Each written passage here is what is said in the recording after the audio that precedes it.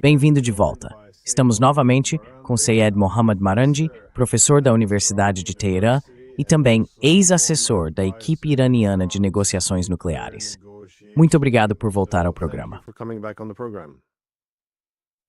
Obrigado pelo convite, Glenn. É sempre uma grande honra estar com você e com seu público.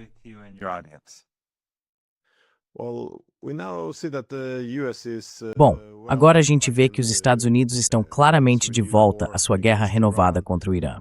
Parece que o conflito deve escalar além dos alvos que vimos na rodada anterior. Também vemos a possibilidade de o conflito se ampliar agora, com o Iêmen entrando na luta, o que pode significar o fechamento do Mar Vermelho. A Arábia Saudita fica muito mais vulnerável nesse cenário.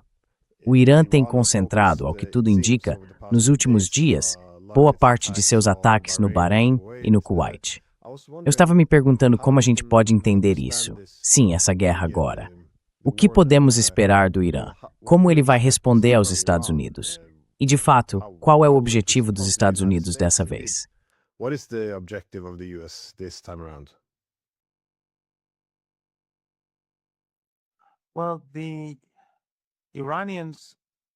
Os iranianos, como você sabe, e a gente já falou sobre isso antes, depois da assinatura do Memorando de Entendimento, nunca acreditaram que os Estados Unidos fossem realmente cumprir suas obrigações. Ninguém aqui contava com isso. Então, o que eles fizeram foi aproveitar o curto período em que o memorando ainda parecia ter alguma credibilidade para exportar muito petróleo.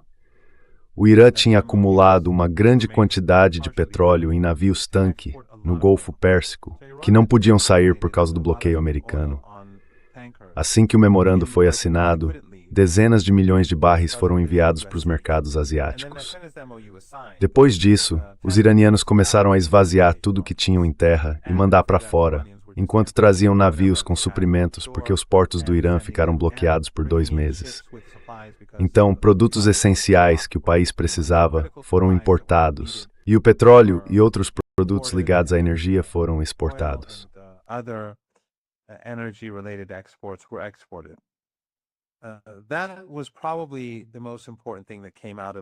Provavelmente essa foi a coisa mais importante que saiu do memorando de entendimento para o Irã. Claro, os Estados Unidos estavam pressionando para que o petróleo saísse do estreito, e a crise de energia acabou sendo, em certa medida, bastante reduzida por causa disso. Mas ainda assim, a escassez global de energia continua muito presente para todos nós, porque durante meses houve literalmente uma falta diária que foi se acumulando. E não era só de petróleo e gás natural liquefeito, era de tudo. Na verdade, a falta de petróleo foi tratada um pouco melhor do que o resto, porque, de forma desproporcional, os petroleiros estavam saindo do Golfo Pérsico. Mas outros produtos e bens necessários para a economia global ficaram muito para trás. Agora, claro, esse comércio foi interrompido e os americanos começaram a violar o acordo, como já era esperado.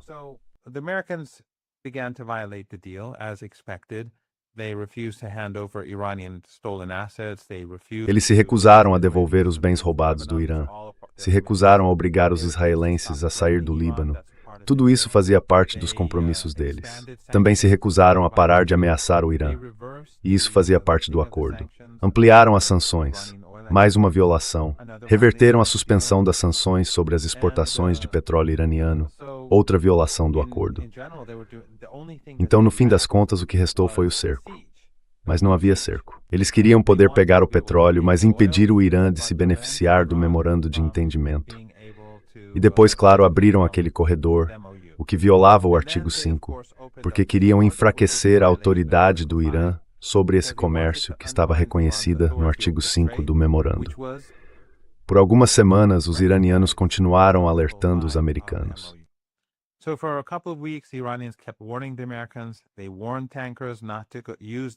Eles avisaram os petroleiros para não usarem o corredor americano. Mas os países que ajudaram os Estados Unidos na guerra, os sauditas, os cataris, os emiradenses, mandavam seus petroleiros por aquele corredor. Ou seja, estavam tentando enfraquecer o Irã junto com os Estados Unidos. Então, no fim das contas, o Irã teve que, depois de avisar várias vezes os petroleiros, atacar alguns deles. E os americanos bombardearam o Irã, o que, claro, é mais uma violação.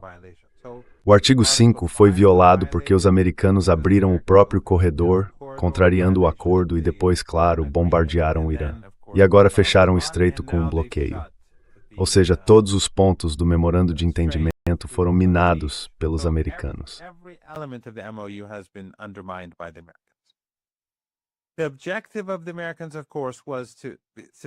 O objetivo dos americanos, claro, era o seguinte: como eles perderam a guerra de 40 dias, a guerra do Ramadã, perderam o cerco, perderam nas negociações, o que o Trump tentava fazer era minar o memorando de entendimento e vencer a guerra, trapaceando os iranianos. Assim, eles deixariam de cumprir suas obrigações.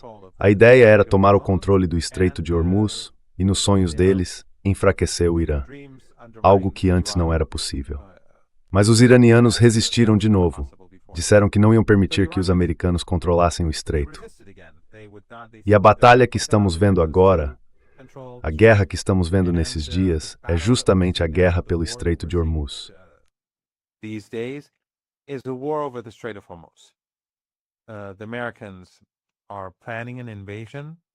Os americanos estão planejando uma invasão. Eu não estou dizendo que isso vai necessariamente acontecer. Também não estou dizendo que vai acontecer nos próximos dias. Mas eles têm planos para uma invasão. Se vão colocar esses planos em prática ou não, a gente vai ver. Agora, os iranianos, como você mencionou, estão concentrando os ataques em Bahrein. E isso porque é lá que a maior parte dos recursos americanos foi posicionada para uma invasão por terra. Mas, claro, o Irã também está atacando alvos dos Estados Unidos na Jordânia, no Catar e no Iraque. Em qualquer lugar onde acharem necessário atacar, eles vão atacar. Dessa vez, inclusive, o Irã também atingiu ativos americanos em Omã, porque Omã estava sendo usado contra o Irã.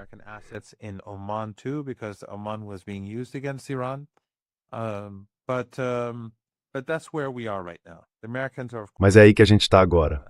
Os americanos estão, claro, com muito mais dificuldade para destruir alvos iranianos, porque, como você sabe, esses alvos ficam bem fundo no subsolo. Os principais recursos do Irã, quando eles querem lançar mísseis ou drones, não ficam guardados dentro de prédios ou empilhados em algum lugar. Eles pegam o que precisam, fazem o disparo e depois voltam para as bases. Ou então pegam mísseis e drones diferentes, espalham por várias áreas, separados uns dos outros, para que os americanos não consigam bombardeá-los em grande quantidade. Tudo foi espalhado pelo Irã e colocado debaixo da terra.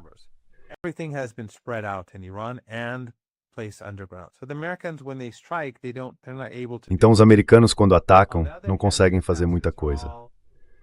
Por outro lado, os ativos dos Estados Unidos estão todos em terra, não ficam subterrâneos. E é quase impossível construir bases subterrâneas de qualquer forma. Mesmo que decidam construir, isso levaria anos. Mas em alguns desses países, simplesmente não dá para fazer. O Irã, o motivo pelo qual o Irã conseguiu construir tantas dessas bases subterrâneas sem que os americanos conseguissem destruí-las, é que o país é muito montanhoso. E em regiões montanhosas, essas bases subterrâneas ficam muito mais resistentes.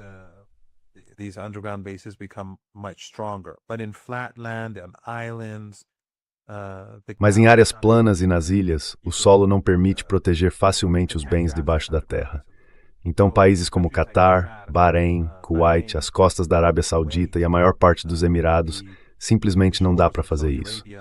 Mas, de qualquer forma, se eles quiserem, vão dar um jeito. Já o Irã, é fácil para os iranianos destruírem os ativos dos Estados Unidos. O que eles precisam fazer é eliminar os radares, os sistemas de radar, os sistemas de guerra eletrônica e depois atacar os prédios, os hangares, o que quer que estejam mirando. Então o Irã tem essa vantagem. E claro, o Irã vem acumulando mísseis e drones há décadas. E até agora, acho que foi ontem à noite, eles apresentaram um novo míssil para a guerra. E lembra que os americanos diziam, o Trump em especial dizia, que tinham acabado com todos os mísseis e drones do Irã?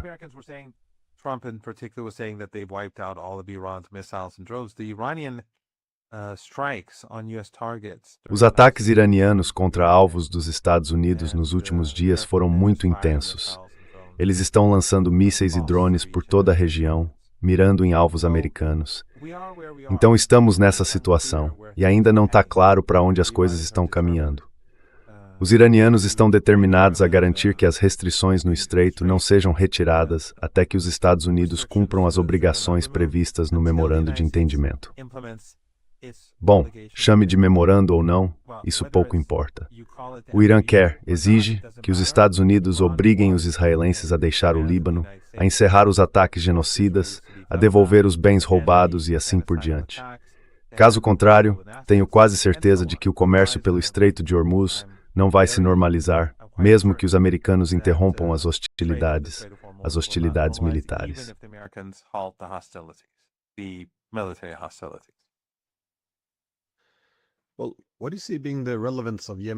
Bom, como você vê a relevância do envolvimento do Iêmen? Porque, de novo, a gente vê muitos países participando disso, mas o Iêmen parece ser muito importante, principalmente por causa da sua localização geográfica. Mas sabe, é preciso olhar tanto para a geografia quanto para as capacidades do país, o que ele realmente pode fazer. Então, na sua opinião, até que ponto o Iêmen está disposto a se envolver? E se a gente fosse avaliar, quais seriam as intenções e também as capacidades do Iêmen para contribuir com essa guerra?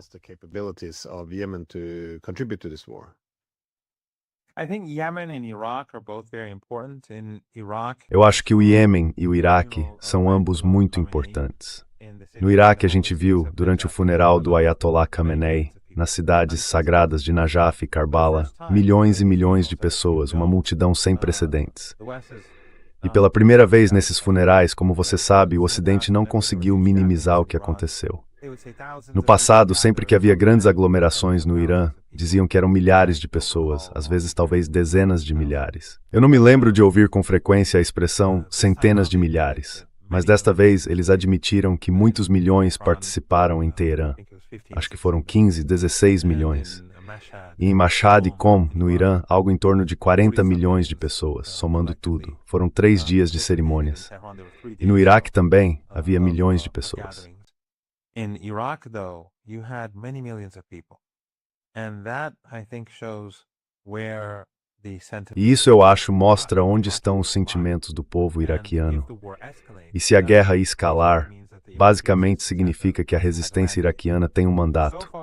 Até agora, a resistência iraquiana não tem sido tão ativa quanto há 4 meses. Então está claro que a resistência, o eixo da resistência, os iranianos e seus aliados ainda não subiram tanto na escada da escalada. O mesmo vale para o Iêmen. O Iêmen, na verdade, é um país curioso porque, se eu fosse os sauditas, eu não teria feito isso. Mas os iranianos romperam o cerco contra o povo do Iêmen. Eu me lembro de um ex-oficial militar americano dizendo que estava em um navio no Iêmen, um navio da Marinha dos Estados Unidos que fazia cumprir o bloqueio, e eles capturaram um pequeno barco que estava contrabandeando remédios para o Iêmen.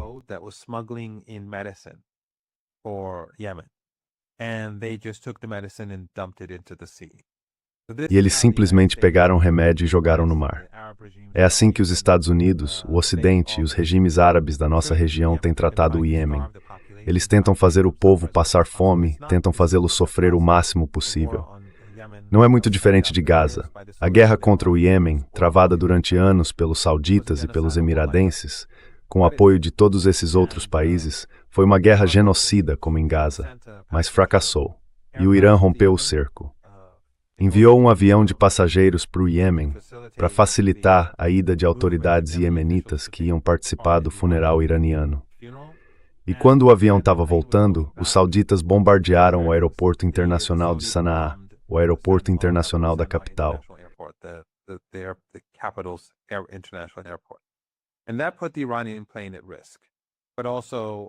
E isso colocou o avião iraniano em risco, mas também colocou cidadãos iemenitas em risco. E o Iêmen retaliou. Então, as tensões entre a Arábia Saudita e o Iêmen aumentaram. E isso é uma má notícia para a Arábia Saudita. É uma má notícia para os Estados Unidos também. Dizem que os americanos pressionaram os sauditas para realizar esse ataque. Eu não sei se isso é verdade ou não tenho nenhuma informação concreta. Mas ouvi isso de algumas pessoas que, de modo geral, são consideradas confiáveis. Só que eu não tenho nenhuma prova disso. Então a situação no Mar Vermelho agora é muito mais perigosa do que antes, por causa do aumento das tensões entre o Iêmen e a Arábia Saudita. O que o Iêmen pode fazer? Yemen and Saudi Arabia.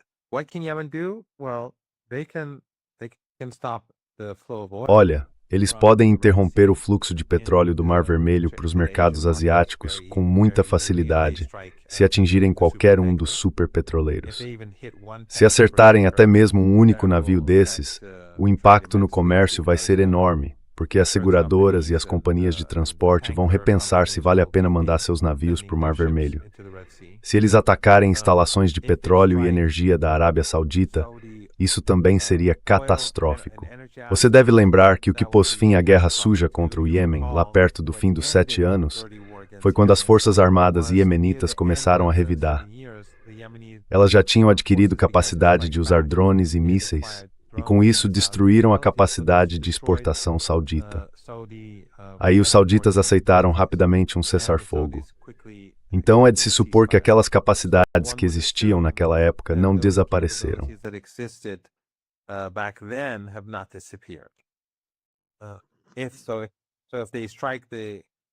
Então, se eles atacarem a capacidade de exportação de petróleo da Arábia Saudita, isso seria catastrófico para os sauditas, mas também para os Estados Unidos. É por isso que eu acho que a pressão americana sobre a Arábia Saudita para realizar esse ataque foi uma tolice.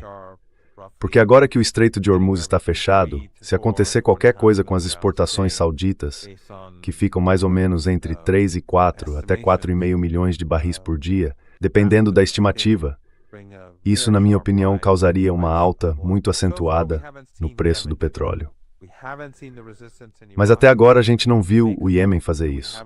Não vimos a resistência no Iraque se mover e também não vimos a resistência no Iêmen se mover. Isso, na minha opinião, mostra que os iranianos querem controlar essa escalada e não partir para uma guerra total.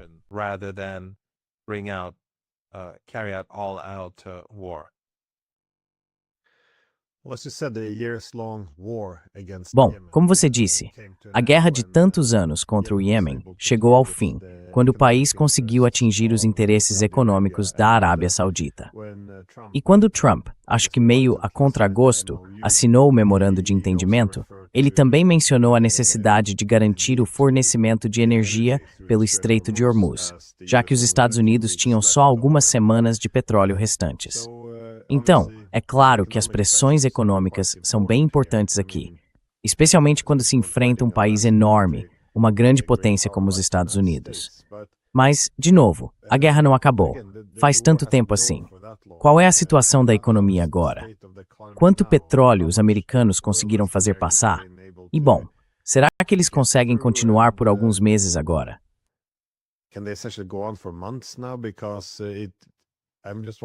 Porque eu fico me perguntando, como está a situação da economia global agora? Porque quando eu tento avaliar para onde essa guerra pode ir, claro, dá para olhar para as capacidades que os americanos conseguiram acumular, para os iranianos, para o tipo de armamento que eles desenvolveram, mas também para a resiliência econômica. Como você disse, os iranianos conseguiram fazer passar muitos dos navios deles. Mas qual é o estado geral da economia global nesse momento? Porque não parece que houve tempo suficiente para, como o J.D. Vance falou, ganhar um tempo para fazer o petróleo voltar a fluir. Só que esse tempo foi muito curto.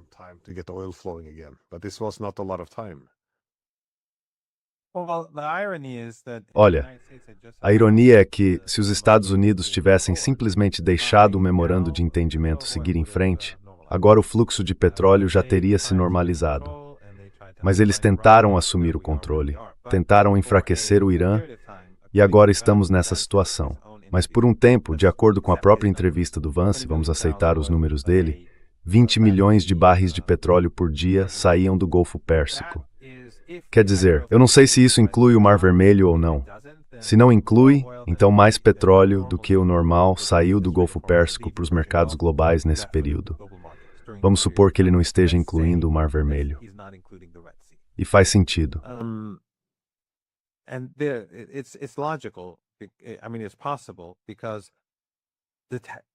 Quer dizer, isso é possível porque esses navios-tanque já estavam no Golfo Pérsico e cheios de petróleo. Então eles só estavam esperando para sair. Mas isso não quer dizer que uma nova produção esteja acontecendo. Então, por alguns dias ou talvez algumas semanas, esses navios podem sair rapidamente. Só que depois a gente vai ter que ver se novos navios vão entrar no Golfo Pérsico em número suficiente e se a produção nos países da região pode se normalizar. Pode haver um aumento repentino na quantidade de petróleo disponível vindo do Estreito de Hormuz, mas isso não é necessariamente algo que se sustente. E pelo que eu entendo e pelo que ouvi de especialistas, não é sustentável.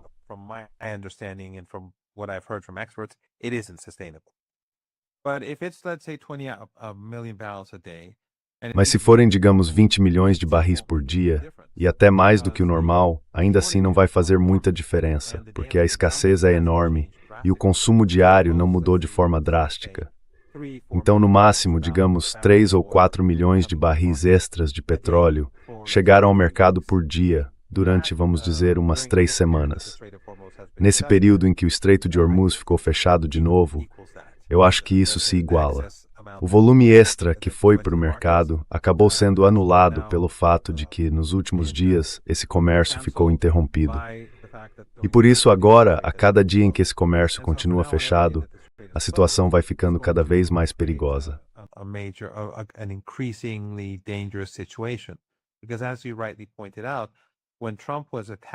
Porque, como você bem lembrou, quando Trump foi atacado por praticamente todo mundo, por causa do memorando de entendimento e por ter cedido a todas aquelas exigências do Irã, ele disse que a gente só tinha 4 semanas de reservas de petróleo.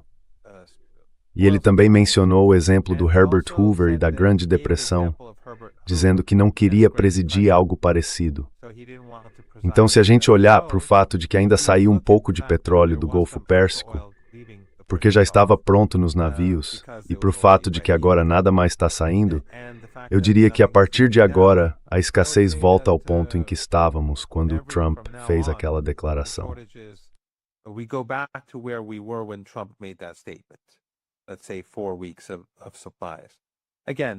Digamos que sejam 4 semanas de suprimentos.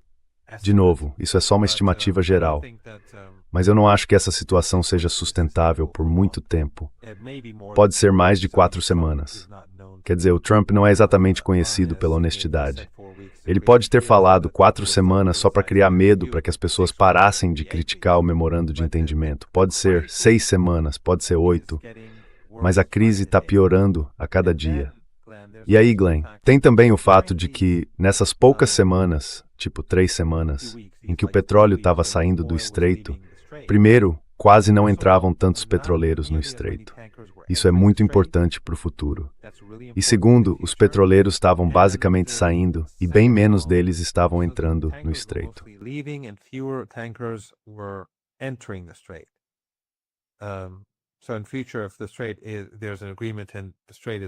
Então, no futuro, se houver um acordo e o estreito for reaberto, vai levar mais tempo para extrair o petróleo.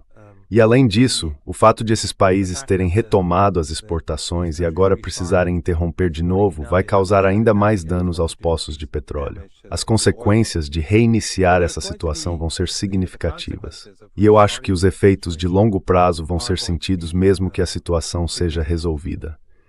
Mas desta vez, eu não vejo os iranianos normalizando esse comércio de hidrocarbonetos tão cedo, a menos que os Estados Unidos cumpram suas obrigações previstas no memorando de entendimento. Seja dentro ou fora desse acordo, desta vez os iranianos não vão reabrir sem receber concessões importantes.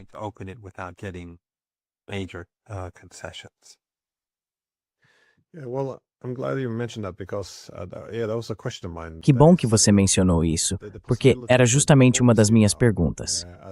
Qual é a possibilidade de diplomacia agora? Pelo que eu entendo, no Irã, vamos chamar de os Falcões, eles já tinham alertado que, como você disse, os Estados Unidos não iriam cumprir o memorando de entendimento. E esse era basicamente o argumento para continuar a luta. Parece que, no fim das contas, eles estavam certos.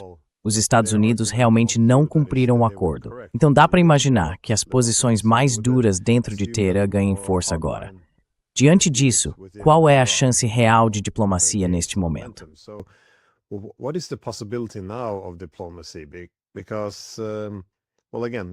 Porque, bom, de novo, se a gente quiser colocar isso num contexto mais amplo, estamos falando do JCPOA.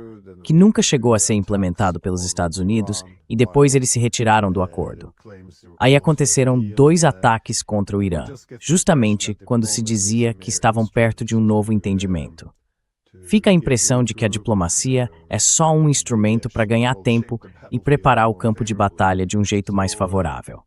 Então, considerando que a diplomacia agora foi, digamos, destruída ou reduzida a esse ponto, qual é a postura do Irã em relação a novas conversas com os Estados Unidos? Porque, por um lado, sim, eu também não confiaria nos Estados Unidos se estivesse em Teherã. Mas, por outro lado, em algum momento é preciso conversar para tentar encerrar tudo isso.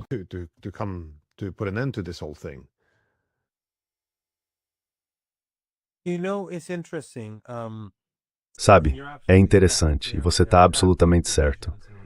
Houve divisões e a gente já conversou sobre isso antes, lá no Irã, sobre qual seria o caminho a seguir. Depois do memorando de entendimento, surgiu uma divisão sobre como lidar com os Estados Unidos. Alguns diziam que o acordo era bom o bastante, que a gente precisava exportar nosso petróleo e importar o que fosse necessário, e que se os americanos não cumprissem o memorando, a gente simplesmente deixaria de aliviar as restrições no Estreito de Hormuz. Outros diziam que deveríamos ter continuado a guerra e que não deveríamos ter assinado o memorando. Agora, quem é que estava certo e quem é que estava errado?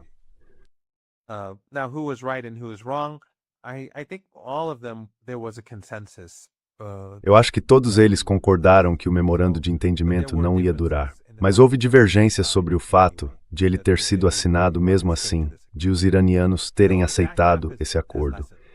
Essa diferença diminuiu, porque agora estamos de volta à guerra. Então, a política iraniana está mais unida. Agora, o Vance disse uma coisa ontem à noite no programa do Joe Rogan, que foi uma bobagem. Ele disse que no Irã existem 2 facções, uma razoável e outra maluca, e que a facção razoável teria dito que não deveríamos ter atacado o Irã.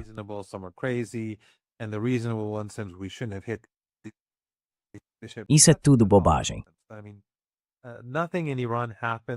Quer dizer, nada no Irã acontece sem um mandato do Conselho Supremo de Segurança Nacional. A guarda, o exército. Ninguém tem autoridade para simplesmente sair disparando mísseis, drones ou qualquer coisa assim. Isso simplesmente não vai acontecer. E no Irã, como eu disse, o único motivo pelo qual o país atacou aqueles navios foi porque os americanos estavam violando o memorando de entendimento com eles. Os governos que controlavam esses navios estavam ajudando os americanos nessa violação. E os iranianos não iam aceitar isso, porque se você deixa os americanos minarem o acordo, eles vão acabar minando você também. Então a política iraniana hoje está unida, mais unida do que estava há uma semana.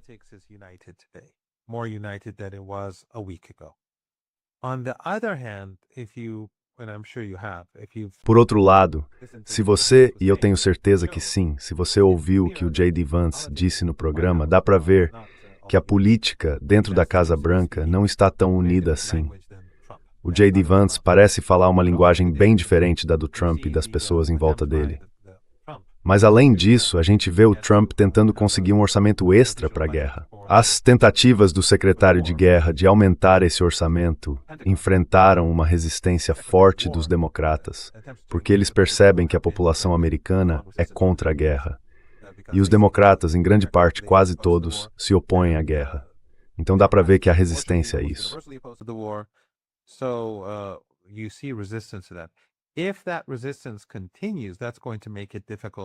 Se essa resistência continuar, isso vai dificultar que Trump mantenha a guerra, porque ele precisa de mais dinheiro.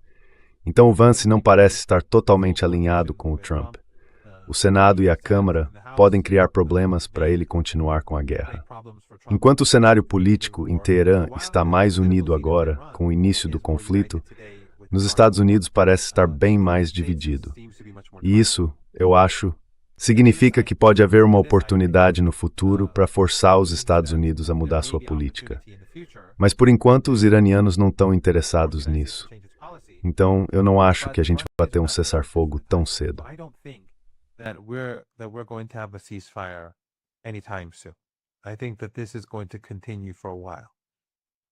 Eu acho que isso ainda vai continuar por um tempo. E o que os iranianos vão querer é que os Estados Unidos realmente cumpram o acordo ou atendam a certas exigências. Os iranianos não vão aceitar nenhum novo papel assinado. Eles vão dizer cumpram o que foi combinado e depois saiam. Aí sim, esse comércio pode ser normalizado. Agora, o Trump pode muito bem dizer que conversou com alguns dos seus amigos iranianos imaginários, com líderes iranianos imaginários, e que eles deram a ele tudo o que queria, grandes, enormes presentes, e usar isso para justificar mais um recuo. Pode até ser que aconteça, mas eu não vejo os iranianos voltando para a mesa de negociações antes que alguma ação concreta seja tomada.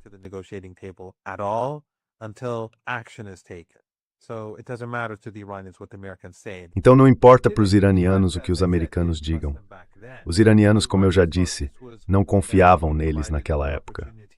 Eles achavam que esse memorando de entendimento era uma chance de trazer suprimentos rapidamente e exportar petróleo. Então eu acho que nos próximos dias eu ficaria muito surpreso se os Estados Unidos interrompessem as operações. Mas mesmo que os Estados Unidos façam isso, eu acredito que o Irã vai continuar mantendo o Estreito de Hormuz fechado até que os Estados Unidos cumpram o que prometeram. Chame de memorando de entendimento ou do que quiser, os iranianos querem que essas exigências sejam atendidas. Caso contrário, não vai haver fluxo livre de petróleo, nem de mais nada pelo Estreito.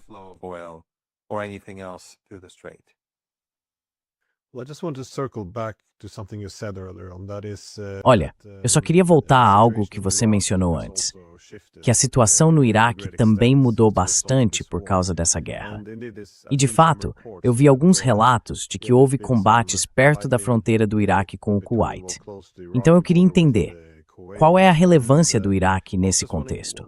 Porque, se a gente pensar nos Estados Unidos, o ideal para eles, e não estou dizendo que isso seja impossível agora, mas o ideal seria usar tropas em terra. Normalmente, eles lutam por meio de intermediários, usando outros povos. Usam os ucranianos contra a Rússia, por exemplo, ou os filipinos contra os chineses. Mas, em tese, os iraquianos poderiam ter sido um instrumento dos Estados Unidos para usar novamente contra o Irã. Você, como veterano da guerra entre o Iraque e o Irã, claro que não preciso te explicar isso. Mas qual é hoje a importância do Iraque? Eles podem ter um papel relevante nessa guerra, do lado do Irã.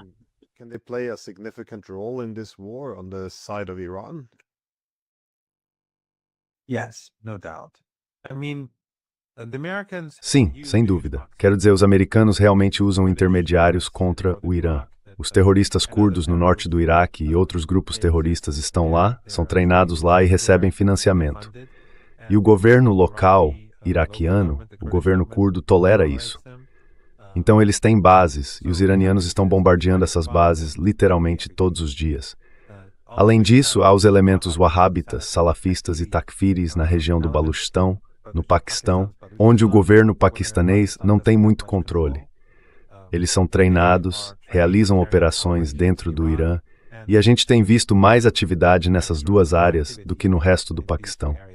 Mas esses grupos não vão conseguir fazer nada realmente importante. Eles não têm essa capacidade. O número deles é pequeno.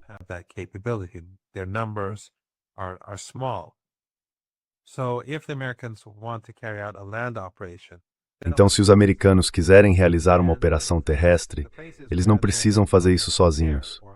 E os lugares onde os americanos estão se preparando, ou têm tentado se preparar, para uma possível operação terrestre, são o Kuwait e o Bahrein. É por isso que eles estão sendo atacados de forma desproporcional. Tudo que possa estar ligado a uma operação terrestre contra o Irã está sendo bombardeado nesses dois países.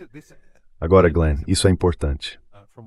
Pelo que eu ouço de pessoas iranianas que entendem de assuntos militares, os bombardeios dos Estados Unidos contra o Irã estão sendo feitos de um jeito que seria adequado para uma invasão por terra. Os alvos, os locais que estão sendo bombardeados, são mais compatíveis com uma defesa terrestre.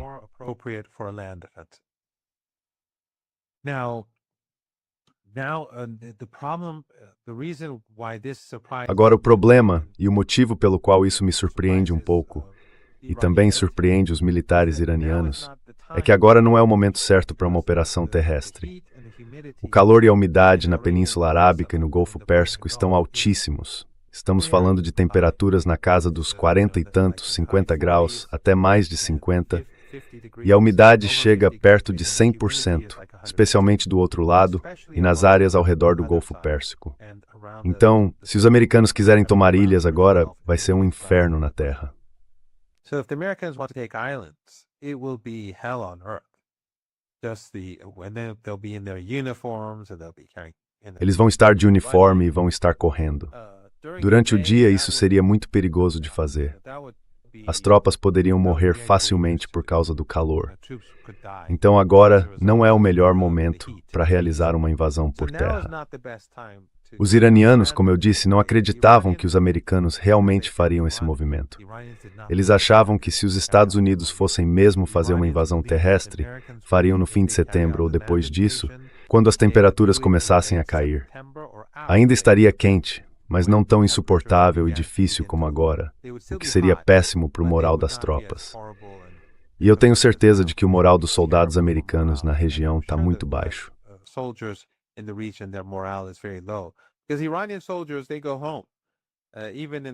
Porque os soldados iranianos voltam para casa, mesmo nas áreas mais difíceis, ali perto do Golfo Pérsico, difíceis por causa do calor e tudo mais.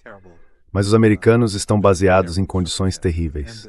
E o equipamento deles não é bem protegido, sabe? Por causa das tempestades de areia, do calor, da umidade. O calor com certeza não faz bem para nenhum dos equipamentos.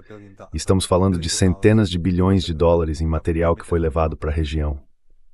Então, o padrão é o de uma força armada que quer realizar uma operação terrestre. Agora, se vão fazer isso ou não, eu não sei. Os iranianos estão batendo muito forte e estão preparados para uma guerra em terra.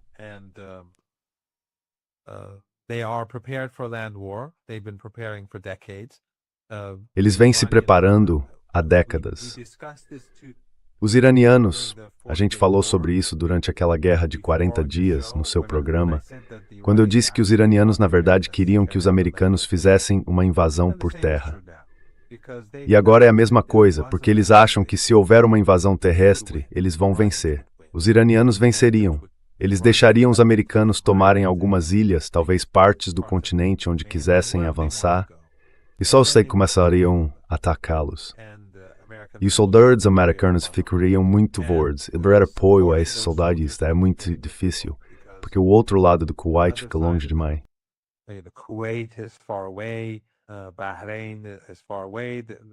O Bahrein fica bem longe. A logística de uma operação lá seria muito difícil e ainda mais difícil de sustentar. Então os iranianos acreditam que se os americanos fizerem uma operação terrestre, isso na verdade acabaria com a guerra mais rápido, porque seria a derrota final. Mas isso não aconteceu naquela época, e agora os iranianos estão se preparando para isso. Eles só estão surpresos porque os americanos estão agindo neste momento, de um jeito que parece indicar uma invasão terrestre relativamente iminente, ou uma invasão que poderia acontecer antes do fim de setembro. Bom,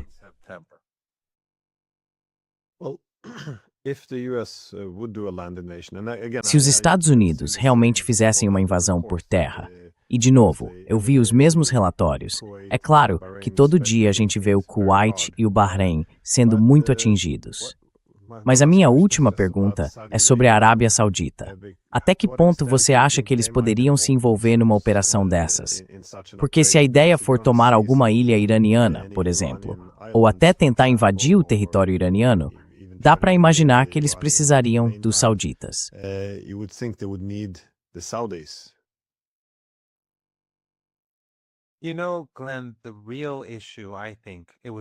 Sabe, Glenn, o verdadeiro problema, eu acho, acabou de ser anunciado há poucas horas, de novo, pelos militares, é que se a infraestrutura crítica do Irã for atacada, eles vão destruir tudo. E eles já tinham dito isso também durante a Guerra dos 40 Dias. Mas uma invasão por terra, por natureza, significaria destruir essa infraestrutura crítica. Você vai tomar território e vai destruí-lo. Então eu acho que todos esses países estão em risco. E a Arábia Saudita, em especial, corre risco tanto pelo Mar Vermelho quanto pelo Iêmen. Eu não vejo... Quer dizer, o problema, Glenn, é que esses países reconhecem que não é do interesse deles lutar contra o Irã. Mas no caso do Kuwait e do regime no Bahrein, talvez o regime do Bahrein, quer dizer, ele depende muito do apoio americano para existir. Mas o Kuwait e o Bahrein têm mostrado uma hostilidade particular em relação ao Irã nas últimas semanas.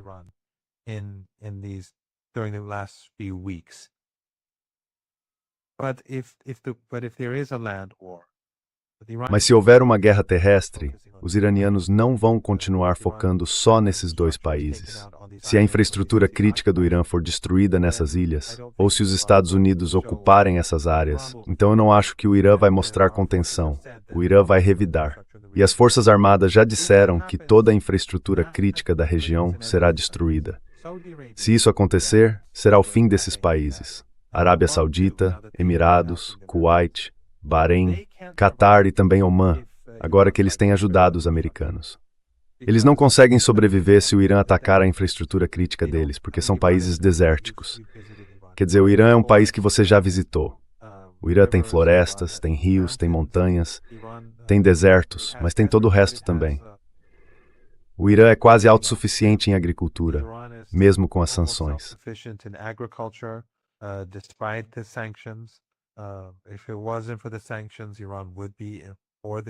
Se não fossem as sanções, o Irã seria mais do que apenas autossuficiente. E este ano a gente teve um resultado bem bom, um pouco acima da média, depois de 3 ou 4 anos de seca.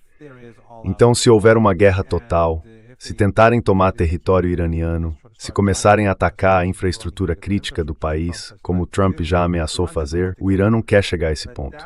Mas isso significaria uma guerra total. E a gente viu, tenho certeza de que você também viu, as imagens dos ataques iranianos com mísseis e drones nos últimos dias, muito precisos, melhores do que antes.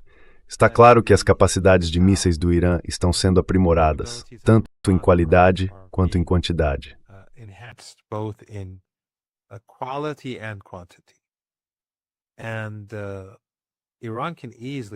E o Irã pode facilmente atingir os principais ativos de produção de petróleo, os principais ativos de produção de gás e as principais usinas de energia elétrica. E não são tantas assim nesses países. São instalações grandes e ficam perto das fronteiras iranianas. O Irã nem precisa usar seus mísseis de longo alcance. Na verdade, nos últimos dias, o Irã tem usado apenas alguns poucos desses mísseis. O que ele tem usado mesmo são mísseis de curto e médio alcance e drones para atacar. Só em algumas ocasiões, talvez por, treinamento, é que usaram mísseis de longo alcance. Então eu acho que esse é o maior perigo. A Arábia Saudita está numa situação especialmente perigosa, porque é o único país que continua exportando petróleo pelo Mar Vermelho, passando pelo Estreito de Hormuz.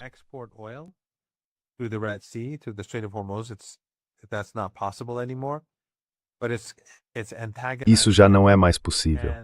Mas isso acabou antagonizando o Iêmen, e os iemenitas não vão recuar. Por outro lado, se os Estados Unidos fizerem uma invasão por terra, isso significa, por natureza, atingir a infraestrutura crítica do Irã, porque estariam tomando aquele território. E se Trump cumprir a ameaça de atacar as pontes e as usinas de energia iranianas, eu diria que esses países provavelmente deixariam de existir. E lembre-se, com essas temperaturas, as pessoas teriam que sair imediatamente. Teriam que ir para o Iraque, para o Iêmen ou para a Síria, mas com certeza não conseguiriam ficar em nenhum lugar próximo da região do Golfo Pérsico.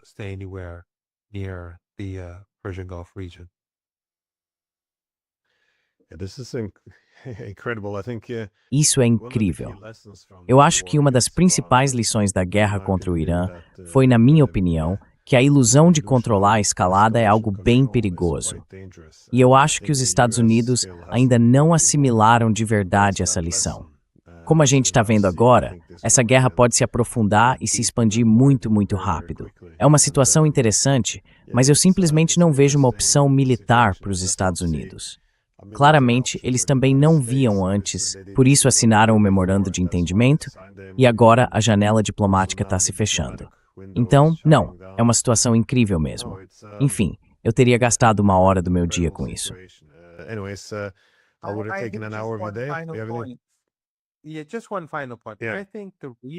Só mais um ponto final. Eu acho que os americanos sabem que isso foi uma tolice. E a geografia da região não favorece os Estados Unidos. E, de novo, se esses países realmente entrarem em colapso, Isso significa que a gente vai enfrentar uma depressão econômica global muito pior do que a dos anos 30. O Iraque seria muito mais seguro, o Iêmen seria muito mais seguro e, claro, o Irã também seria muito mais seguro do que permanecer na Península Arábica nessas circunstâncias. Então esse colapso seria irreversível. Mas a questão é, por que isso está acontecendo? Por que os Estados Unidos estão fazendo isso?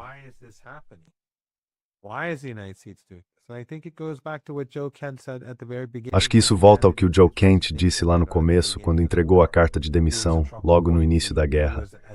Ele era um indicado do Trump. Estava no topo da hierarquia da inteligência, o mais alto que alguém pode chegar. E ele disse que é o lobby sionista e a máquina israelense. Eles querem essa guerra. Se você juntar isso com a arrogância e o orgulho do Trump, e com o excepcionalismo americano, essa é a única razão de tudo isso estar acontecendo. Caso contrário, basicamente o que o Trump parece estar fazendo é apostar tudo, na esperança de que de alguma forma, milagrosamente, ele saia por cima. Mas não é isso que vai acontecer.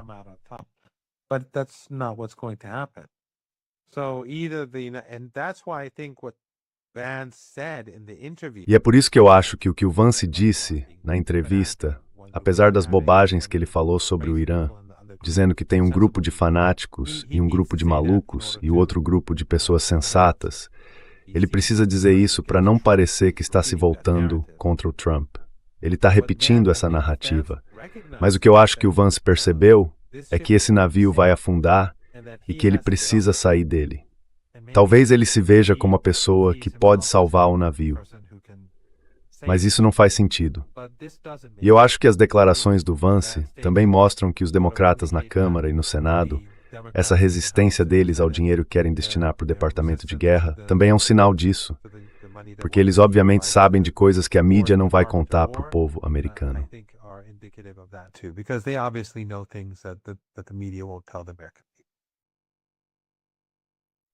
Bom, obrigado mais uma vez por ter separado um tempo hoje. Espero que você possa voltar muito em breve. Obrigado por me... Espero que quando eu voltar seja para ouvir séries mais otimistas.